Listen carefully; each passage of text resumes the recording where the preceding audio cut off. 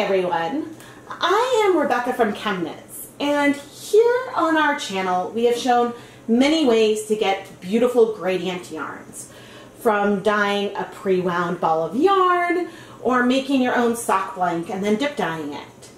Today I want to do something that is a little bit simpler in terms of, I think, the setup and the post-processing in the end. We are going to wind up our yarn into a different skein and tie it up so that we can create a gradient of color in a slightly different way. The way we are going to get started today is similar to a technique one could do with self-striping yarns, which is essentially almost creating multiple mini skeins that are still attached. I haven't tried that method with self-striping yarn before, but I saw this on a blog and I thought it would be fun to give it a shot. You don't need a niddy noddy for this setup. I just happen to have one, so that makes it convenient. But we are going to start wrapping the yarn around. I'm going to wrap it a few times. Then I can tuck my end in a little bit and sort of bring it down to one end. And I'm basically going to just keep going, wrapping it around the bottom, pushing the yarn up towards one end, so that way we have a shallow layer of yarn across the whole piece. Today I am using Knit Picks Wool of the Andes worsted weight yarn, which has, I believe, 220 yards per 100 grams. Once you get your rhythm going, this can go pretty quickly. Just getting the little end started and doing this on camera takes a little bit. But you can see that I'm not doing this in a perfect line. There is some overlap of these regions, but roughly we are getting a nice little line. It went a lot smoother once I got going, but there is still, you can see that this took, I guess, a little more work than I really thought that it would. The yarn is a bit denser on the second half than the first, but I'm not sure if this saves time from making a blank. But when you're doing a knit blank, you sometimes get more modeling of color based on the way that the stitches sort of act as a little bit of resist. So we might be able to get a cleaner gradient this way, assuming I'm able to dip it in sort of a controlled way. But now we need to protect it, and we're going to do that by adding some ties. So right here I have maybe just a long piece. I'm cutting a long piece of just some acrylic yarn, and I'm planning on sort of butterflying this a little bit.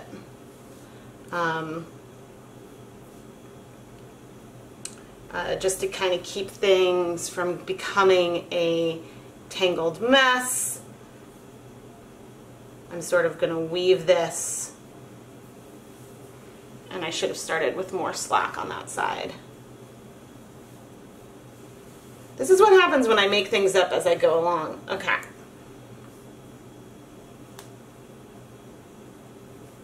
So I'm loosely weaving this through, not even tying it. Since this is not a self-striping yarn, it does not really matter if when I do this in other sections I'm holding the same parts together. In fact, I hope that I don't, because I sort of want to be able to keep this as, you know, as is. And oh, I don't need as many up here because the yarn is a bit looser. Okay, and now, so I've sort of woven that one end through, and now I'm going to go back with this other one in sort of these same spots. And I haven't twisted them together, but this weaving, I think, is sort of going to keep this,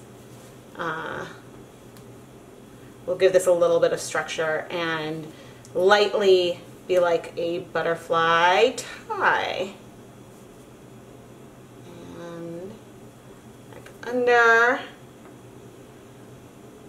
And if I do this correctly, this will give me something to hold the yarn with at the top. But again, I am sort of making this up as I go along. I could be twisting this at each section, and I decided not to. So we will see how this goes, and we'll see if this works. But now that we're at this end, I am going to tie a little knot here, so that way it can't become undone.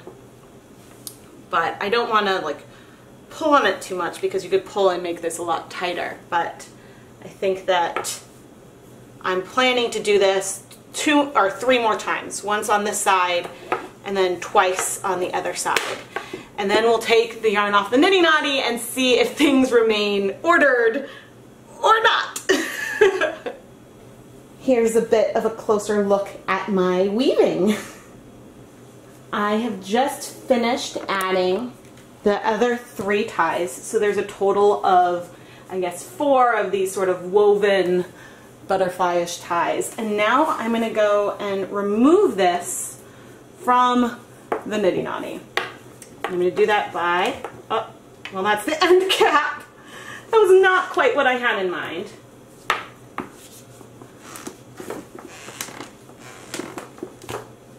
Okay.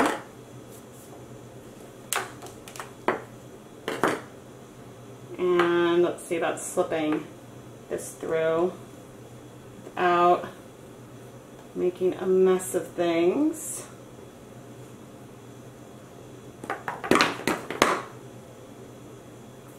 Oh dear. I feel like I made a mess. Okay. I don't want to move this too much. Okay. But it sort of worked. And I think that even if it gets a little scrunched up, oh, it totally worked. Even if it gets a little scrunched up, maybe I really should have made this more butterfly-y, but I definitely, if I do this carefully, can add a little bit in the pot at a time. Maybe I should go through and add sort of like some stop ties here, so that way it won't all immediately shift when I pick it up, because if I pick it up, it sort of all shifts down a little bit. So maybe I should have added some ties in some of these other sections, but I think I can remedy that by going through. I think I can remedy that by going through and adding some like little ties on some of these sections. But we have something that now we can try to dye. And I think that we can now try to get a nice gradient with some acid dyes. But I will, actually I have all this extra stuff over here, so I will go through and make this, make some like slip prevention spots on here. There's a reason why I guess you twist for your butterfly ties, but you know, I should, once all this is dry, I should be able to get this on back onto a Swift without a problem. So fingers crossed. I added some little bows sort of in each of these 4 spots, so that way now I can sort of lift it up and move it and it's not getting too scrunched up. I think that this is successfully ordered, that we should be able to dye it without too much of a problem. Now, I don't know if doing the blank this way, well, this isn't quite a blank, but I don't know if prepping the yarn this way saved me any time from making a sock blank. But what it did do is, if you don't have a sock blank and you want to try to do some kind of gradient, this is something you can do without any specialized equipment. You just need to have a box or a big piece of cardboard or something to wrap your yarn around. So now we're going to cross our fingers and see how ordered this can stay after some pre-soaking, and then we can try dyeing it. In my dedicated dye pot, I now have 16 cups of water, and I'm going to add 4 tablespoons. 1, 2, 3, 4 of white vinegar. For the dye, I'm going to add 1 cup, which is 237 milliliters of my 1% stock solution of Jacquard Sky Blue. It is currently July, and I mixed this stock solution back in January. I have found that the dyes have held up really, really nicely to give some beautiful and vibrant colors. The one thing of caution is that my dye stocks are not horribly consistent. And I guess this isn't hot yet, so I can sort of rinse this out. I found that, you know, half a cup of a color towards the end of the bottle was a lot more potent than a half a cup of a certain color at the beginning. So I think that in some of them there could have been some dye that wasn't soluble, that settled at the bottom, and this resulted in some inconsistent colors. So therefore, these stock solutions are really, really handy for having the dye pre-mixed, not having to deal with the fibers.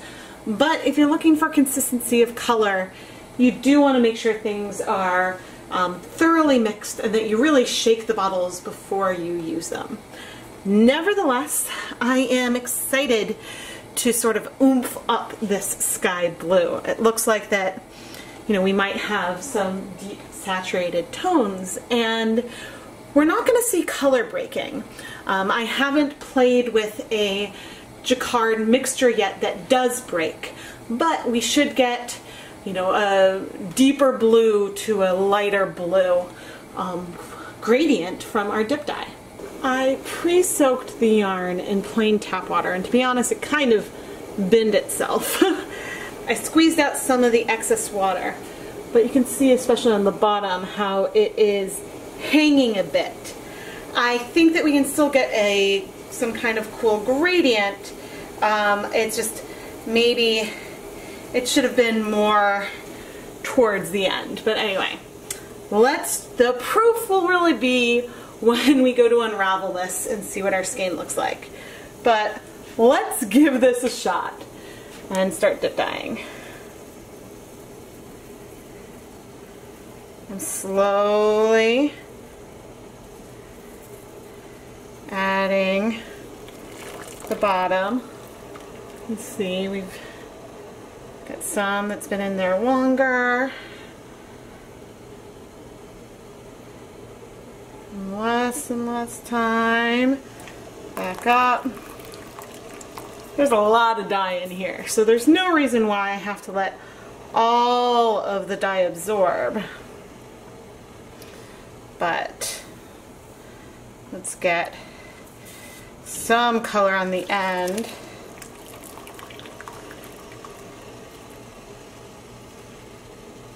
Don't really want there to be any white, so let's quickly, come on, go, go, go, go, go, go. This is going to be a very subtle gradient.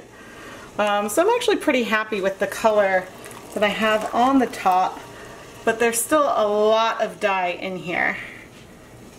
So I'm just keeping on dipping. Let's try putting this in one hand. Keep these ties up. Get the end in there for a second. We've definitely got a gradient. I probably could have waited a little longer for the top part to go in. That could have made it a little,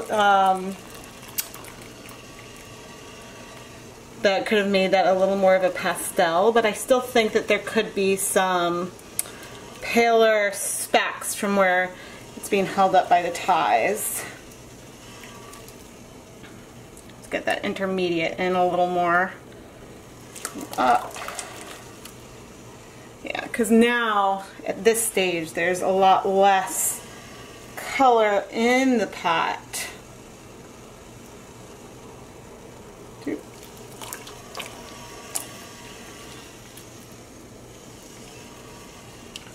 leaving the bottom in for the longest. 1 cup of dye is a lot. And this wool of the Andes does not absorb color the fastest. But I think I'm going to call this, and I'm going to place this into a metal pan that I have next to my dye bath. Okay. So we can see our blue gradient, how we've got, you know, a dark blue, an intermediate blue going up to something a bit paler. There's definitely some variegated sections in all 3 of the areas. So I'm curious how much of a transition this will feel like versus feeling like we sort of did like a fade set. If it'll feel continuous or not. I'll say that it got heavy. It wasn't necessarily the easiest to go on in there, but yeah, I think it's pretty cool. So anyway, now I want to let this cool completely so we can go wash it. Let's start washing our yarn. Oh, you can see the 3 sort of tones that we got here. I don't think that this worked exactly as I had envisioned. I think that if we had, for example, a blank or something here, that it might have been a little easier to get a more continuous type gradient. However, you don't want to paper a blank, then it looks like this is a reasonable type of option. But we'll see when we unravel this and wind it onto a niddy noddy again, what kind of gradient we get. Now I'm going to add a little bit of dish soap. This will just help rinse out any excess dyes. The water that I'm using is cool, and there is a tiny hint of blue in here, which I think actually could be some color coming out of our acrylic ties. It could be some color coming out of the yarn. This had, I guess I had added almost like 23 or 24% on weight of, or sorry, 2.3 or 2.4% on weight of goods for the dye, which is a lot of color. So, but I'm very happy that we do have a gradient here. I think that it could have been cleaner if instead of randomly tying it through, if I had, you know, wrapped a certain amount, tied that off as a mini skein, and then added slowly 1 mini skein, connected mini skein at a time to the pot. But nevertheless, I think that we will end up with some beautiful yarn. And yeah, I am at this stage going to keep rinsing a little bit more to rinse the soap out, but this water is basically clear. The amount of hue in there I don't think would even show up on any other yarn. So once I finish rinsing this, I am going to go hang it up to dry as is, and then I'll show you what it looks like dry before we start unraveling this and re-raveling it into a skein. Here is our dry gradient, which all things considered is reasonably well ordered. Like, I can put my hands through the middle and I have a tube still. This is a big deal and this is good. Now that it's dry, picking it up, it's less floppy than it was when wet. And looking at this now under some natural light, I almost think that we could have 4 distinct hues. I don't really know. Nevertheless, it is time for us to go wind this from our 2-foot skein back into a 4-foot skein. So that way we can see what the gradient's going to look like and have it in a more usable fashion. Before I start, I want to point out that we do have some speckling. We've got some, even in the darker sections, some tiny patches and speckles that came as a result from where the ties are placed. I have the yarn on my umbrella Swift, and I found a nice little end. And actually, I'm not sure how easily this is going to spin. It's pretty tight, but I'm trying to be optimistic. It's now time for me to cut these acrylic ties. And I know that there are these littler ties in the center, but actually it's all pulling out pretty easily. I'm not even sure if you guys can, oh yeah, see what I'm doing, but yeah, this is pulling out nice and easy. So we have to remove all those ties so that way we can start unraveling this onto a niddy noddy. But you can see some of these resist points that we got here. So I'm curious how this will look as a 4-foot skein. So it's not really spinning, and if I pull too hard, it's gonna sort of come off the bottom here. So I think I'm going to, at least at the start, have to manually unwrap this a bit from the top. But we're gonna go for it and hope it doesn't become a tangled mess as we do it. This gradient is lovely, and the color transitions are a bit smoother than it looked when it was still all tied up. I love that it looks like little stars in the sky, because we've got these little itty bitty flecks of pale color throughout, in the palest section all the way to the darkest section. That's just awesome. Honestly, when I set out to create this kind of gradient, I didn't really know what to expect. I certainly didn't expect that we would get something that felt so gradual and continuous. There's certainly a tonal variegated quality throughout. So it's not a smooth gradient, but it is still a very beautiful and unique one. I just took the gradient off of my niddy noddy, and oh, it's beautiful.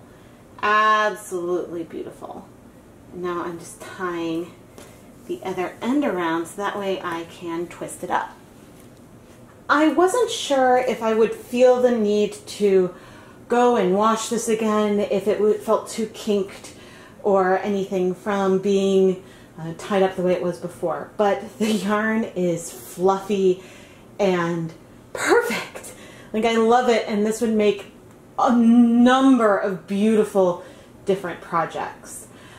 Either on its own or layered with a solid, so you got sort of this gradient of a stripe or something throughout, or a colorwork gradient. I think that there's so many options for this yarn. I am Rebecca from ChemKnits, and I really hope you enjoyed this episode of Dyepot Weekly.